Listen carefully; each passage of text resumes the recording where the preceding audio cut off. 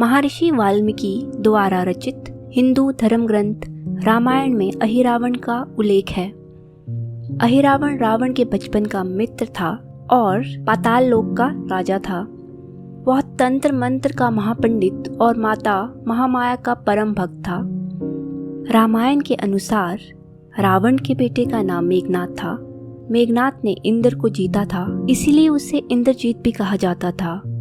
वह अपने पिता रावण के लिए श्री राम और लक्ष्मण को मारना चाहता था। युद्ध के दौरान उसने सारे प्रयत्न किए, लेकिन वह विफल रहा। इसी युद्ध में लक्ष्मण के घातक बाणों से मेघनाद मारा गया। जब रावण को मेघनाद की मृत्यु का पता चला तो वह बहुत दुखी हुआ। रावण को दुखी देखकर उसकी माँ कैकसी ने उसे पाताल में बसे उसके मित्र अहिरावण की याद दिलाई। रावण को याद आया कि ये तो उसके बचपन का मित्र है। लंका का राजा बनने के बाद रावण उसे भूल चुका था। रावण ये भलीभांति जानता था कि अहिरावण तंत्र मंत्र के महान ज्ञाता है। उसने अहिरावण को श्री राम के खिलाफ युद्ध करने का बुलावा भेजा। अहिरावण हमेशा से रावण के प्रति हमेशा वफादार था, पर रावण के युद्ध करने का क्या कारण था ये जानकर अहिरावण रावण के समर्थन के पक्ष में नहीं था। इसीलिए उसने श्री राम के खिलाफ युद्ध में भाग लेने के लिए रावण के निमंत्रण को अस्वीकार कर दिया। युद्ध में अपने पुत्र इंद्रजीत की हत्या से बुरी तरह गुस्साए रावण ने अहिरावण को श्री राम को समाप्त करने के लिए राजी करने की रणनीति तैयार की। अहिरावण मां महामाया का कट्टर भक्त था। रावण ने अहिरावण को राम और लक्ष्मण को माता को प्रसन्न करने के लिए वेदी पर बलि चढ़ाने के लिए एक उत्तम उम्मीदवार बताया। इन शब्दों से उत्साहित अहिरावण ने राम और लक्ष्मण को पकड़ने की योजना तैयार की। विभीषण को जब ये पता चला तो वे बहुत चिंतित हुए। विभीषण को लगा कि भगवान राम और लक्ष्मण की सुरक्षा व्यवस्था और कड़ी करनी पड़ेगी। इसके लिए उन्होंने हनुमान जी की सहायता ली। राम लक्ष्मण की कुटिया लंका में सुवेल पर्वत पर बनी थी। हनुमान जी ने भगवान श्री राम की कुटिया के चारों ओर एक सुरक्षा घेरा खींच दिया। कोई जादू टोना, तंत्र मंत्र का असर या मायावी राक्षस इसके भीतर नहीं घुस सकता था।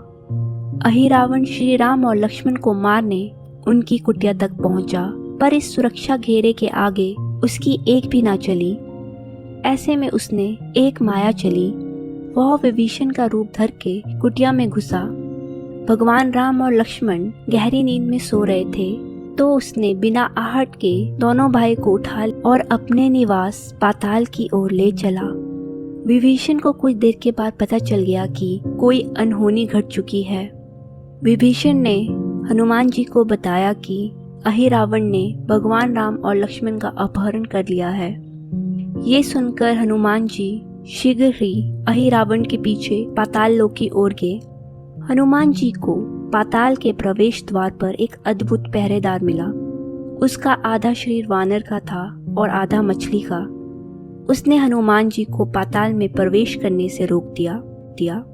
द्वारपाल हनुमान जी से बोला कि तुम मुझको परास्त किए बिना अंदर नहीं जा सकते। दोनों में युद्ध प्रारंभ हुआ। हनुमान जी की आशा के विपरीत वह द्वारपाल बहुत ही बलशाली और कुशल योद्धा निकला। दोनों में बहुत भयंकर युद्ध हुआ, पर वह हनुमान जी के सामने ना टिक सका। आखिरकार हनुमान जी ने उसे हरा तो दिया, पर उस द्वारपाल की प्रशंसा करने से अपने को ना रोक पाए। हनुमान जी ने उस वीर से पूछा, हे वीर, तुम अपना परिचय दो। उस वीर ने उत्तर दिया, मैं हनुमान का पुत्र हूँ और एक मछली से पैदा हुआ हूँ। मेरा नाम है मकरध्वज। हनुमान जी ने ये सुना तो आश्चर्य में पड़ गए। मकरध्वज ने कहा, लंका दहन के बाद हनुमान जी समुद्र में अपनी अग्नि शांत करने पहुंचे। उनके शरीर से पसीने के रूप में तेज गिरा। उस समय मेरी माँ ने आहार के लिए मुख खोला था। वह तेज मेरी माता ने अपने मुख में ले लिया और गर्भवती हो गई। उसी से मेरा जन्म हुआ है। हनुमान जी ने जब यह सुना तो मकरध्वज को बताया कि वे ही हनुमान हैं। मकरध्वज ने हनुमान जी के चरण स्पर्श किए और हनुमान जी ने भी अपने बेटे को गले से लगा लिया। और वहां आने का कारण बताया। उन्होंने अपने पुत्र से कहा कि अपने पिता के स्वामी की रक्षा में सहायता करो। मकरध्वज ने हनुमान जी को बताया कि कुछ देर में राक्षस बलि के लिए आने वाला है, आप तुरंत ही माता के मंदिर की ओर प्रस्थान कीजिए। और मकरध्वज ने ये भी बताया कि अहिरावण का अंत करना है तो मंदिर में जो 5 दीपक है उनको एक साथ ही एक समय में बुझाना होगा। ऐसा सुनते ही हनुमान जी मंदिर की ओर गए। वहां उन्होंने भगवान राम और लक्ष्मण जी को अचेत अवस्था में पाया।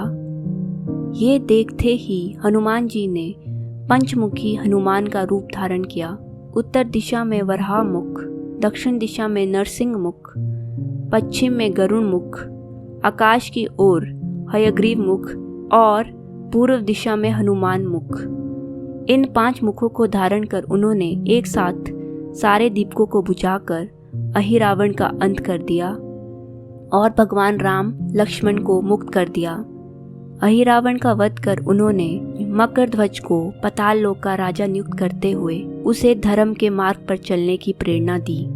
भगवान श्री राम और लक्ष्मण को हनुमान जी अपने साथ लेकर वापस लंका में सुवेल पर्वत पर लौट आए।